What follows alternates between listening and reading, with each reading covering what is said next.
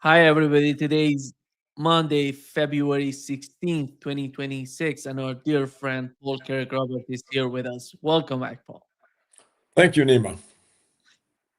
Please hit like button, helping us reaching more people. And Paul, let me start. Before to this live, coming up to this live, I told you that I really believe that one of the few experts who understand the mindset in Washington is you, and you can contribute, you can make us, you can somehow explain to us what is happening in the mind in Washington, and what is the end game in the West Asia, which you mean in the Middle East, considering the case of Iran, the confrontation between the United States and Iran, which we know Benjamin Netanyahu, he is, if I would say this, if he has a single major goal in his life, in his in his position, and for Israel and for the future of Israel, for the agenda he's seeking for, it would be a war, an all-out war between Iran and the United States. Is he achieving that by putting out these sort of absurd conditions? It looks like it. Nima, Netanyahu is committed to the Zionist dream of Greater Israel, and he has successfully used American money and American blood in the 21st century to eliminate the obstacles to Greater Israel, such as Libya, Iraq, and Syria. And the remaining obstacle, and always the largest, is Iran. And so he knows that Israel can't take on the Iranians alone.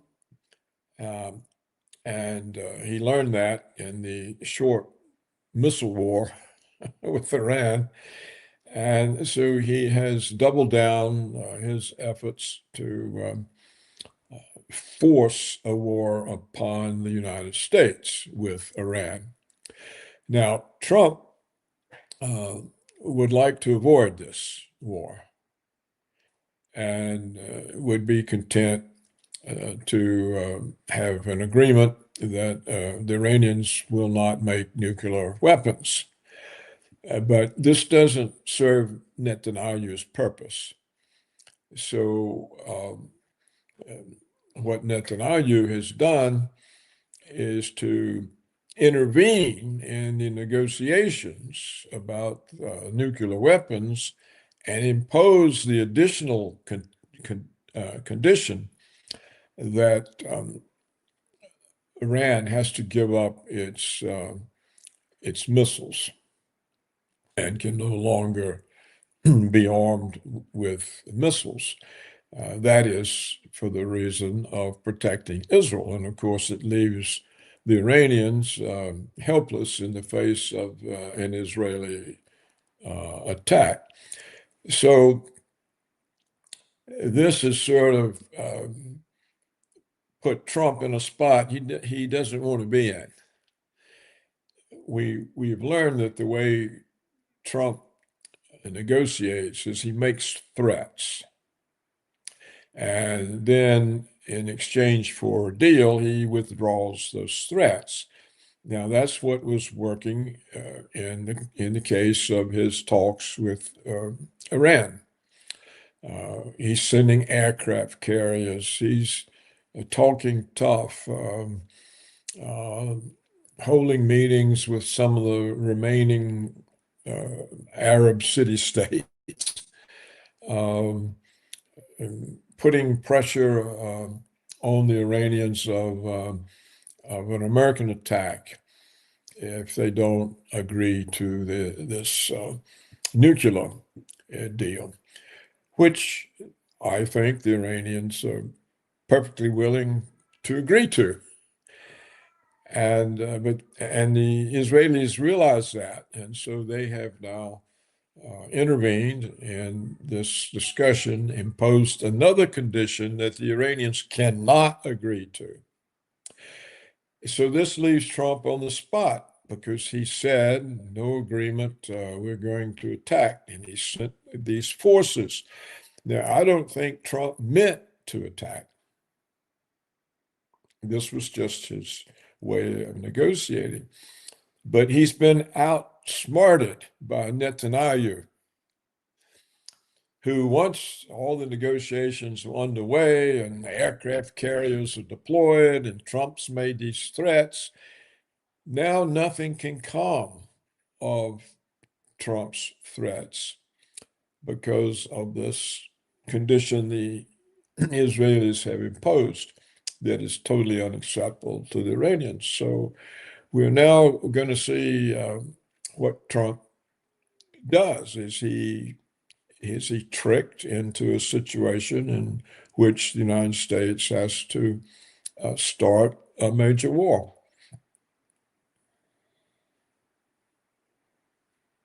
And Paul, how do you think that after all, we know that today, the two teams are there in Geneva.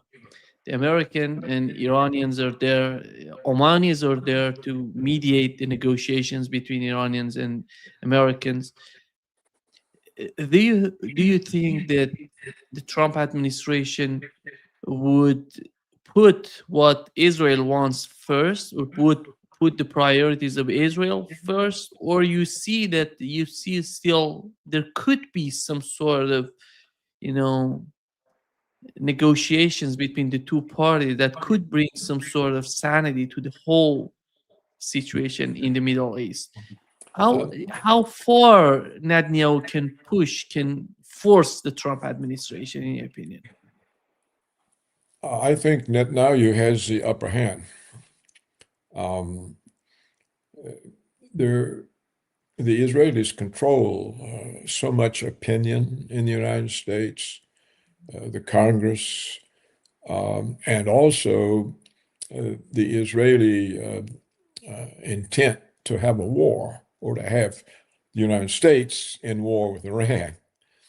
This also appeals to elements in the American military security complex. All the armaments manufacturers, this benefits them. They sell more weapons, they make more money. Uh, it appeals to security agencies because it raises their profile. They're now in need, and so their power goes up. So between the Israeli influence overall in the United States with the Congress, with the fact that the Trump administration consists essentially of Zionists, all of his major appointments as secretaries, they're Zionists. And we still have the neoconservatives, very outspoken in commentating in online literature, and this is a formidable body that thinks that the Muslim threat has to be finally eliminated. So Trump is sort of between a rock and a hard place. You know, on one side of him, he has the people who are ready to profit from war with Iran, and on the other side, he's got Netanyahu pushing, and so it would be difficult for Trump to refuse. However, um, it's entirely possible because there are elements in the American military who are aware of how serious such a conflict could be for the United States. Uh, the Iranians um, possibly could sink the American aircraft carriers. This would be a big blow to American prestige. The Iranians could possibly successfully attack the American bases in the area. Again, this would be a huge defeat for American prestige. And the consequence of such defeats could be the Americans start talking about using nuclear weapons. Well, what prospect does that lead to? Do the Russians want nuclear war that close to their borders? Do they want to see yet another country that's not allied with the United States and Israel destroyed? What happens to their position? And what about China? China at some point has to get tired of going into a country, making lots of investments, and then having the Americans destroy it. The Chinese were very heavily involved in the oil business in Libya. They lost all of that. Again, in Venezuela, it looks like they're going to lose the investments there. A third time would be Iran. So people who are capable of thinking in the U.S. military are raising red flags that this really isn't a war that we can tell you the outcome. It may have disastrous consequences, and that Israel, it really isn't worth it. It's not worth these risks. So who will prevail? I don't know. I don't know who will prevail. Whether the people who have common sense and see the risk, or whether it will be the Israel lobby and Netanyahu and armaments manufacturers. This is the big question that remains to be decided. Yeah, Paul, I think the other dimension of a war between Iran and the United States would be the Strait of Hormuz, which connects the Persian Gulf to the Arabian Sea. And we know that these countries, Saudi Arabia, Iraq, UAE, Kuwait, Qatar, Iran, they all use this strait to send their oil and gas to the other countries. It's something like, in terms of the oil flow, it's going to be 20% of the global petroleum liquid consumption. And the LNG is going to be 25%. These are huge, would influence the global economy. If we bring in, Paul, bring in not just the Strait of Hormuz, if we bring in the Bab el Mandab in the Red Sea, that's 12% of the global petroleum. That is huge. I don't know, are they really thinking about the escalation that could happen, and how is that going to influence the global economy, and who's gonna suffer the most, in your opinion? Well, of course, the effects would be dramatic. But I don't think the oil flows are playing a very large role in the decision. The decision is about Israel's power. It's about the way Trump makes decisions, and he has set up a situation that he thought would lead to a nuclear agreement with Iran, and the thing would be over. But he's been outfoxed by Netanyahu, and so he's kind of in a position. What can he pull back? At some point, there may be louder voices from within the Trump administration taking the line that no, we mustn't risk this war. And the main reason won't be the oil flows. It will be the uh, possible consequence for American bases, American aircraft carriers, American prestige. Do defeats lead to pressure to use nuclear weapons? If so, what genie does that let out of the bottle? What position then does Russia have to take, and China? And are we actually just going to be in war with Iran? Or are we going to have ultimatums delivered to us by the Kremlin that they will not stand for any nuclear war that close to their border, and that we'd better forget it? We people can't say what the Russian, in the past, the Russians have just sort of walked away. But this may be one of those things they can't walk away from. We see already the Russian foreign minister speaking out publicly against what seems to be the pending deal in Ukraine, which basically is just an economic deal. And it kind of looks like a stab in the back to the Russian military. So if the foreign minister is already speaking out about that, if there's a prospect of a war that can get out of control,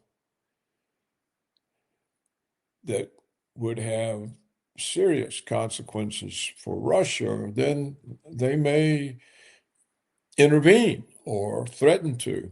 The same for China. Um, the Chinese have a lot invested at least in terms of hopes, in the new Chinese Silk Road. Well, if if Iran becomes a place where nuclear weapons are used, then that whole scenario is in danger. Uh, and so it really just depends on whether the people in the American military who have enough sense and independence to think can find the courage to speak out,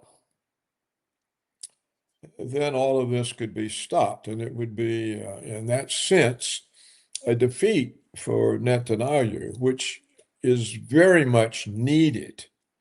It could actually start a process where, for the first time, the United States stands up to Israel. And if the outcome is that Trump tells Netanyahu to go to hell, this would be a great victory for the whole world, including Iran. And that outcome is not impossible. It may not be highly likely, but it's not impossible. Um, of course, the cabinet secretaries, the Secretary of Defense and Homeland Security, and the rest of them, they're they're Zionists, and they're probably not capable of thinking outside of Israeli interest. For them, the United States and Israel are the same. Mhm. But there are uh, educated American officers in the military who would look at this very differently and would say, why are we risking our prestige for Israel? And why are we risking this prestige in a way that could lead to us trying to um, recover our prestige by attacking Iran with nuclear weapons? What would be the consequence of that? And these people who are more intelligent, more cautious, less enamored of serving Israel at all costs, they could prevail. I wouldn't bet my life on it, but it's a possibility. But do you feel that there are people, there reasonable people, or are there reasonable people in the Trump administration who would listen to these commanders, officers, who would argue that the war would not benefit the United States? Well, it depends on how secure the cabinet secretaries are in their position. And if they're getting a determined resistance from knowledgeable elements in the military, they may not want to go against that. Um, you're not supposed to ignore advice of people who know what they're talking about. And if they ignore that and then things go wrong, who's to blame? Not the people who gave the good advice, but the people who blocked it and didn't follow it. So it depends on the person. You don't know how that person is going to respond to those pressures. Um, this is why I say it's a possibility, but it's nothing that I can guarantee. Um, and I don't know how high a possibility, but it's certainly possible that uh, look how long it took for the Russian Foreign Minister Lavrov to understand what's going on and to start speaking out.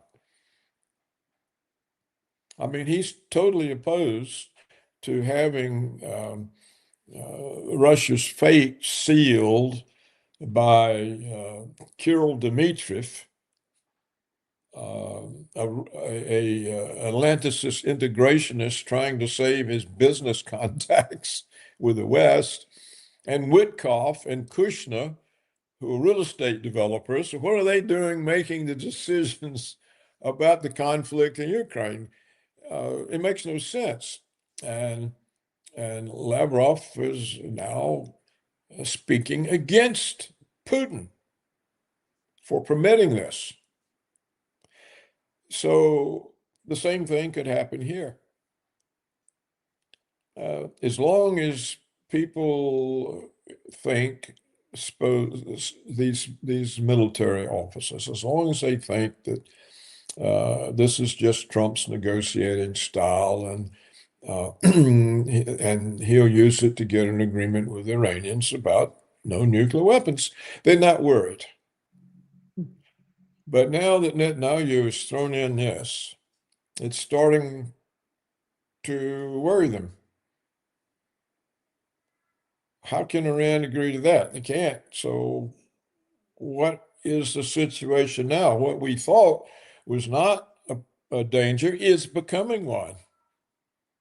If we are forced into attacking Iran and they actually can do what they threaten to do, we're going to pay a big price. It's going to hurt our prestige. And then what happens when America's prestige gets hurt? It starts pulling out bigger weapons.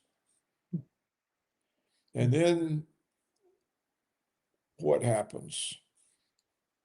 Are the Russians happy to have nuclear weapons going off there? So I can't predict it. I can just show you these, in my view, are the elements that are operative. And the oil question from, the Straits of Hormuz and the oil, yeah, it's there. It's all there, but that's the second tier. Um, they're not going to stop this just because of the oil. The oil may lend pressure and play into the hands of any military leaders who are saying, wait a minute, this why are we taking these risks for Israel? Why are we taking these risks for Israel? Do we want to lose aircraft carriers, have American bases destroyed, end up in a big war for Israel? Why? Why do we want that? And this is a question that can't be answered once it's made. Now, you can start calling them anti-Semites and all of that, but if uh, American military officers are anti-Semites, then Israel Israel can win that argument, well, then we're doomed. Israel rules. So that's about all I can say, Niemer. As you know, I've said before, I thought the Iranians let this go on too long, too far. And anytime, and the same thing is what Putin has done in Ukraine. He let it go on too long, too far. And this is always a strategic blunder.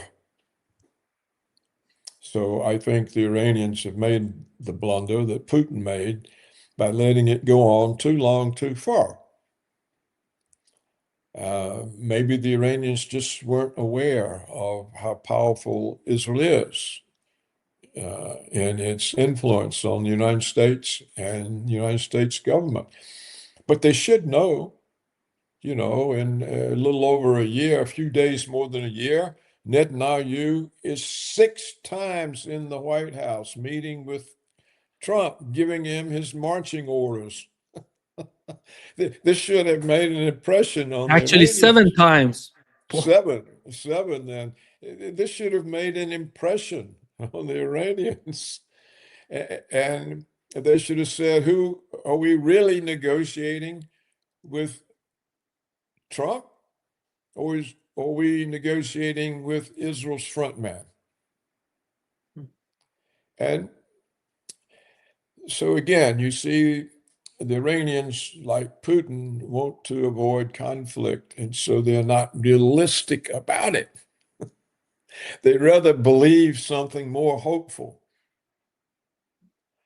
And it's led to this current dangerous situation. Yeah. When they penetrated the Iron Dome and started giving Israel a taste of its own medicine, they should have continued. They shouldn't have stopped as long as one building was standing in Israel. That would have ended it right there. It would have caught the Americans off guard. They wouldn't have had time to do anything. And it makes no sense to go in after the battle is over.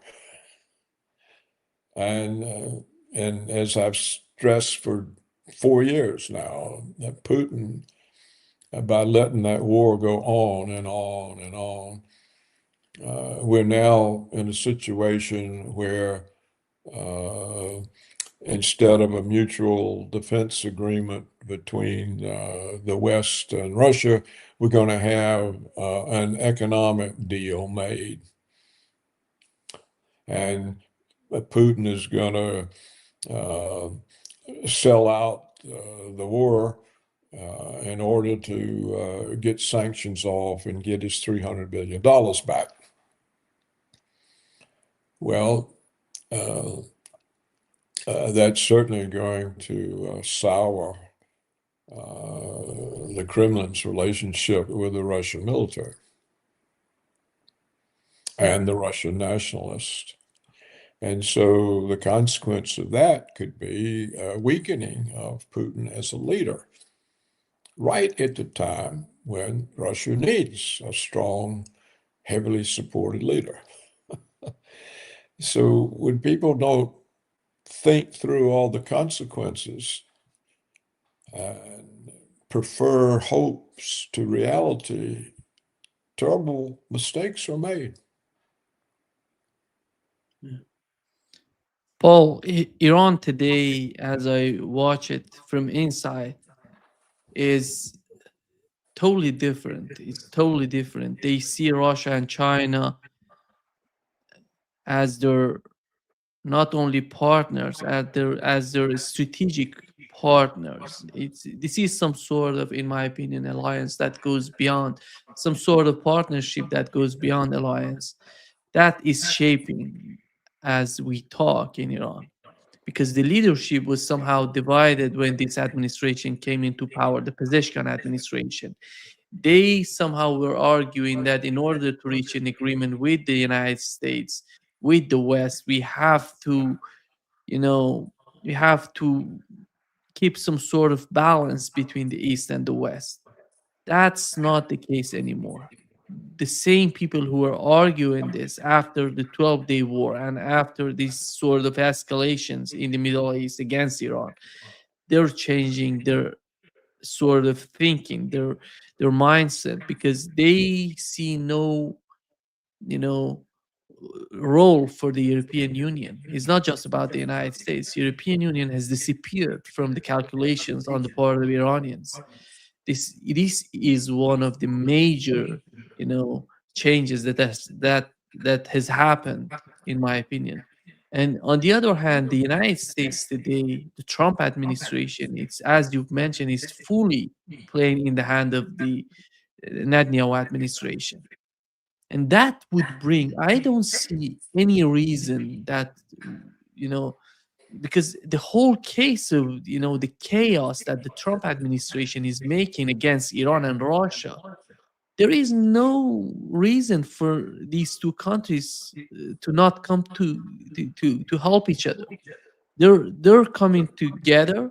I would argue China behind the scene, or right now is not behind the scene anymore, in my opinion. China is just calculating everything because they see what is happening against Iran. They see what is happening against Russia. So what is the strategic, you know, mindset in China? Do you think that China is in that process? Because in my opinion, Russia and Iran are so close, Paul, so close that I could have never imagined this day would come to the relationship between the two countries. How do you Well, find China in this calculation? well, I'm not sure that Russia and Iran are as close as you think. Um, it may well, I think you are correct that the Iranians uh, have come to their senses, and that your description of that change inside Iran, the attitude toward a strategic relationship with Russia and China.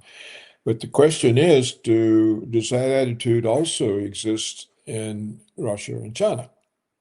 Is that attitude in Putin's head? Is it in the Kremlin?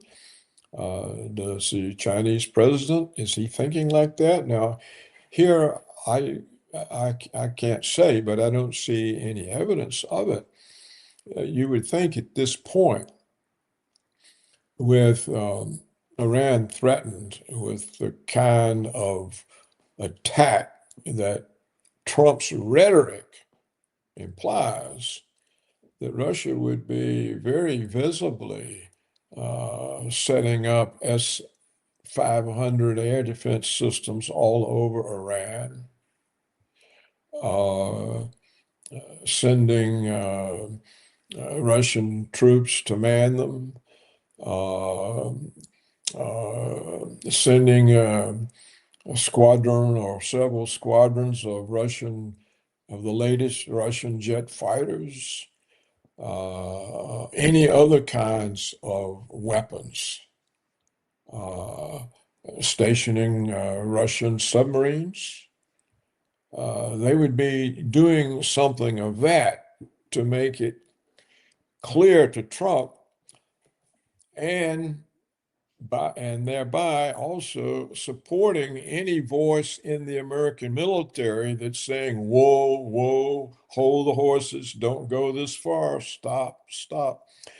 There would be visible evidence of the possible consequence. Well, they haven't done that. Neither has China.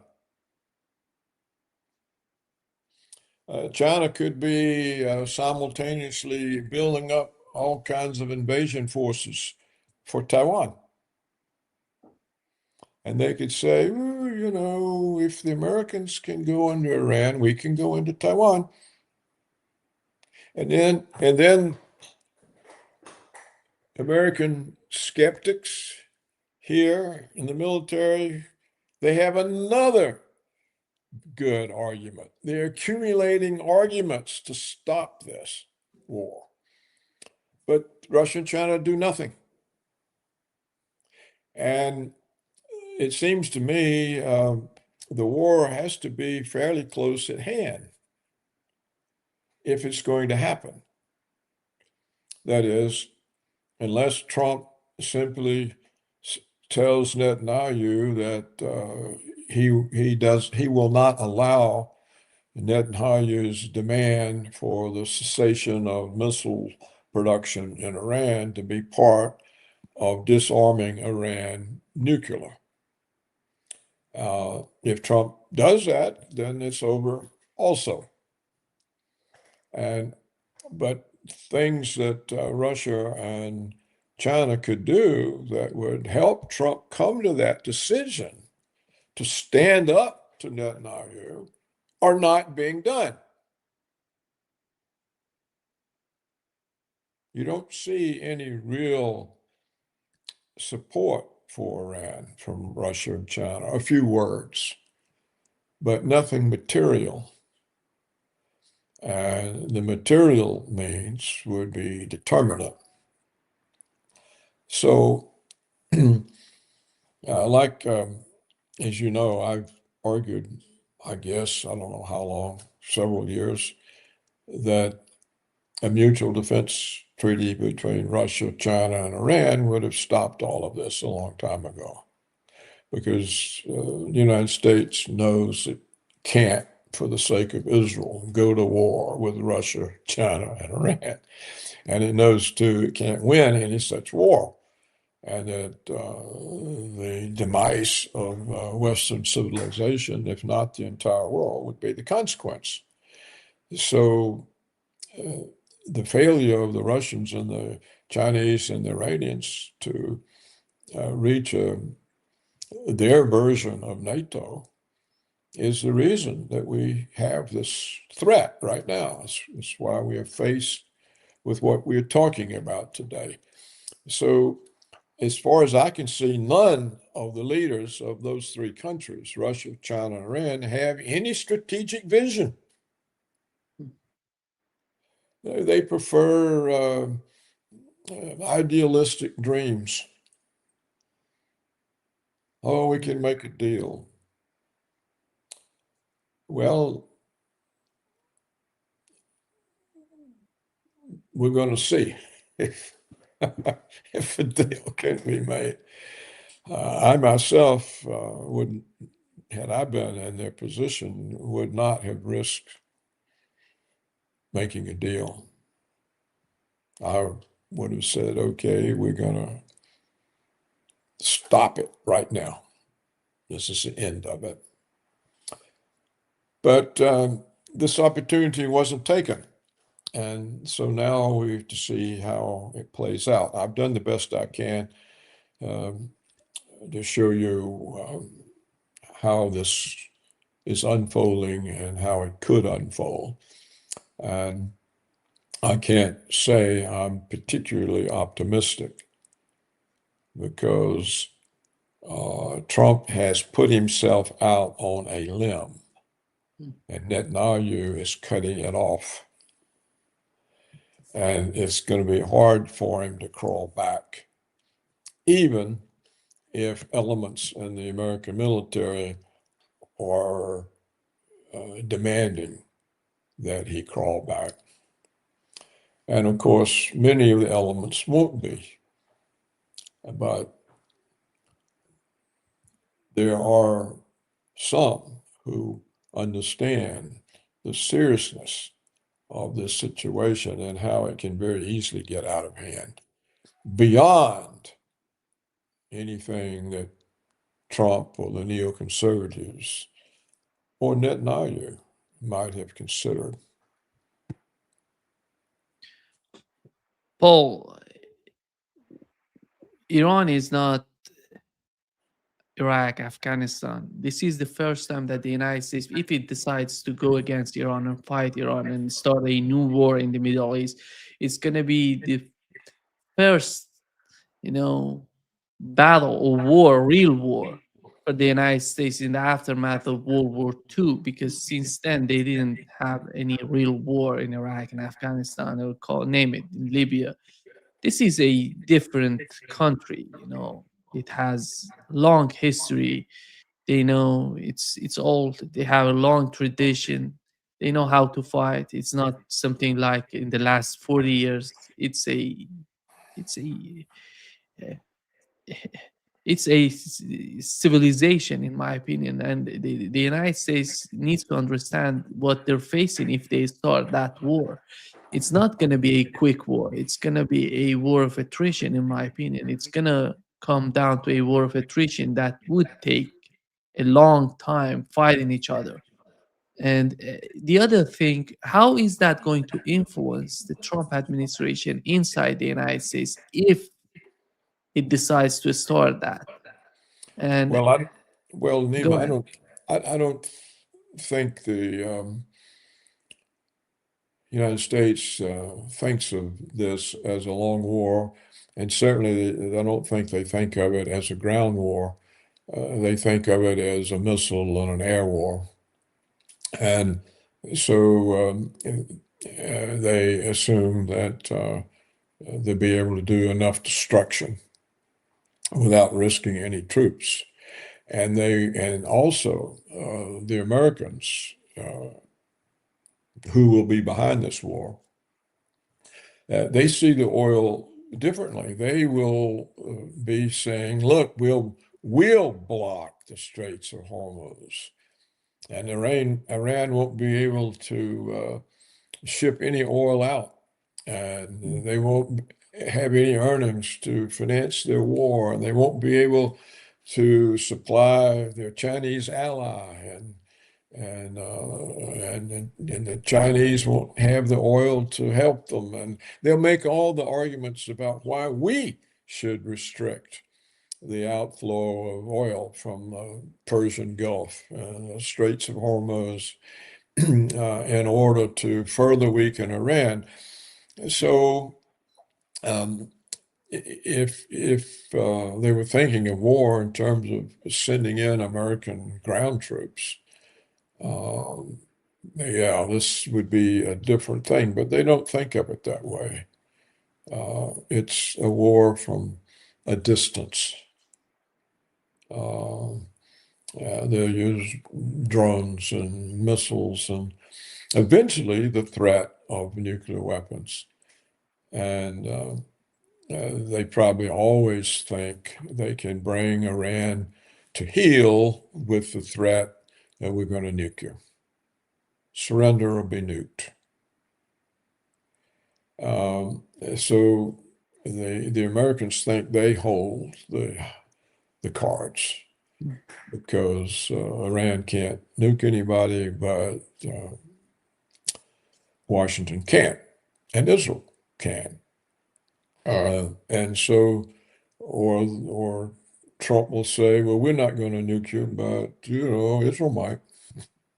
Mm. And so it's not, in my view, I've already said, and I'm just repeating myself, uh,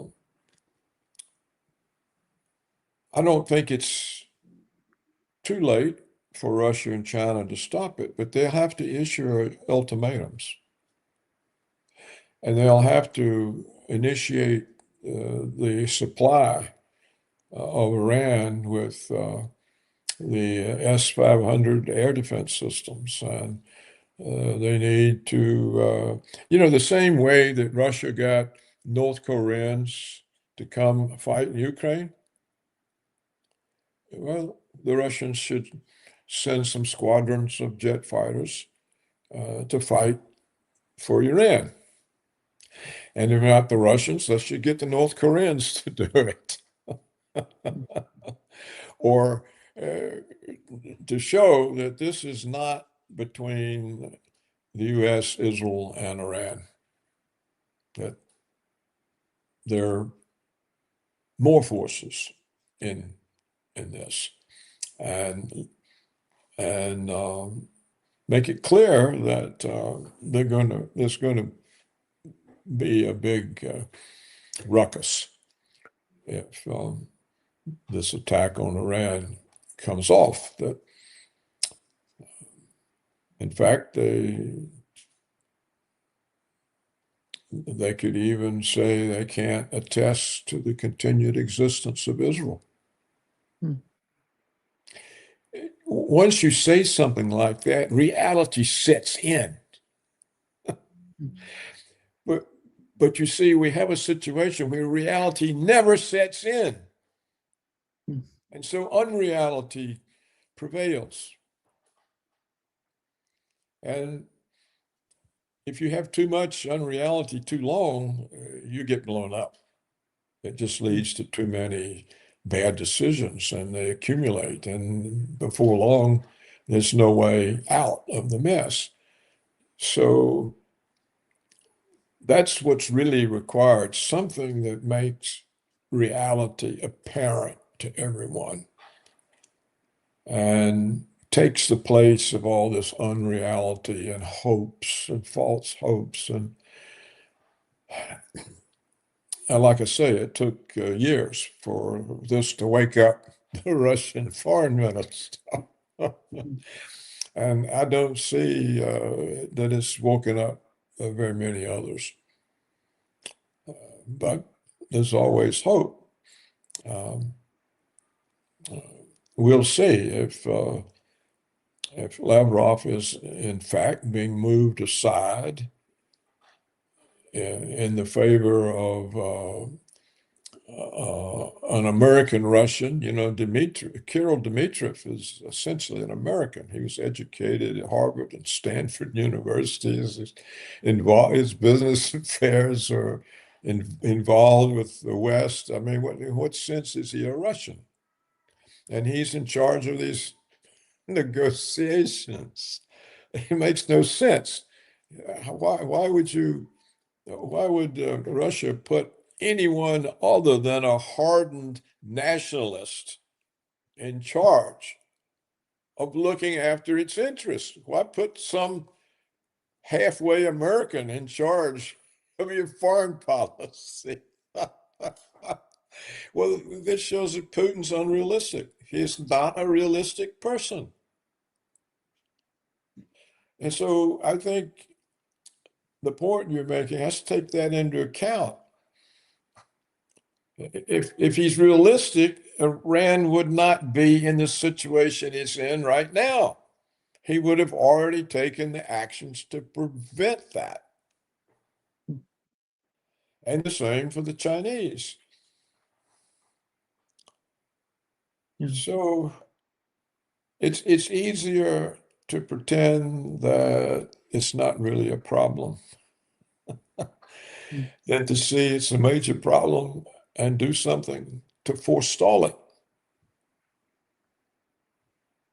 Yeah. And so in this whole scenario, this is what I see is missing. Trump was trying to forestall it, I'm convinced. Hmm. I am convinced that Donald Trump was trying to forestall any attack by getting a deal with Iran, which they're willing to do, I'm sure, not to make nuclear weapons and to have inspectors. You know, we already had that deal, didn't we? And for some reason, it was destroyed, not by the Iranians, but I think by incessant propaganda from Israel that caused the Americans to destroy the agreement. So all we're doing is trying to put the agreement back that we already had. And I think that's what Trump wanted to do, and that's his threats were just his way of doing it, like his tariff threats. Nobody ever suffered from these tariffs. So, and he got outfoxed. And if he realizes that and gets mad about it, he may send Netanyahu to hell. That'd be a very good thing. but we just don't know. We don't know what's going to happen. And I don't think we can speculate about it any further than we have this morning. Yeah, yeah, exactly. But before wrapping up, Paul, if you were to put your money in this case, you're gonna put it on war between Iran and the United States, or some sort of agreement between the two? Well, what you're really asking me, am I going to put my money on Trump standing up to Israel or not? Because that's the question. Yeah. And what disturbs me is that when Israel intervened in the negotiation by imposing another condition, no Iranian missiles, Trump didn't tell him, what the hell are you doing, messing up my negotiations? Who in the hell do you think you are? We're doing what you wanted. We're getting an agreement. They don't make nuclear weapons. And now we almost have this agreement, and you come up with something they can't accept. He didn't do that. He didn't grab Netanyahu by the collar and shake him and said, get your ass out of my business. So that tells me the chances of him standing up to Netanyahu aren't very high. And then it brings us back, is there anybody in the American military well enough placed, enough of them, to say, stop this, because look at all of the possible unintended consequences.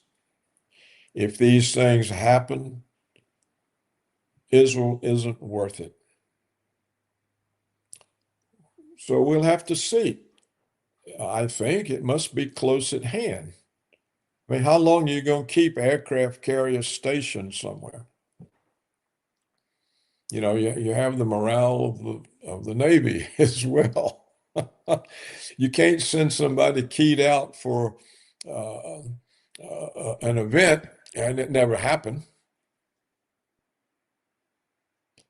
So we'll just see, Nima. What also disturbs me is if when I read the Western foreign policy commentary, I just don't see any sense, any intelligence. It's just always get somebody, get them, hit them while we can. There's no comprehension. And so what that shows is if these people in the military I'm talking about are really there, they don't feel very comfortable expressing disagreement. And so that means they won't express it until they see that the alternative is likely to be disaster. So they'll be late. They'll be late in the game. And since they don't know whether Trump's going to stand up to Netanyahu or not, and certainly won't make a decision until they know, this thing is going to be very close to the wire, very close to the wire before anything can happen, assuming it can happen. Once again, I'm just talking about possibilities. Now, I'm not making predictions. Uh, I've tried to describe accurately all of the constraints and all of the reasons it's likely to go badly.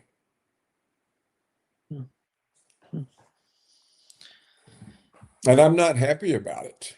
Yeah, nobody's happy about it here. Yeah, I'm sure. Thank you so much, Paul, for being with us today.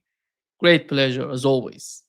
Well, Nima, you're bringing what little attention there is to an extremely serious issue that if it goes wrong, it will affect all of mankind.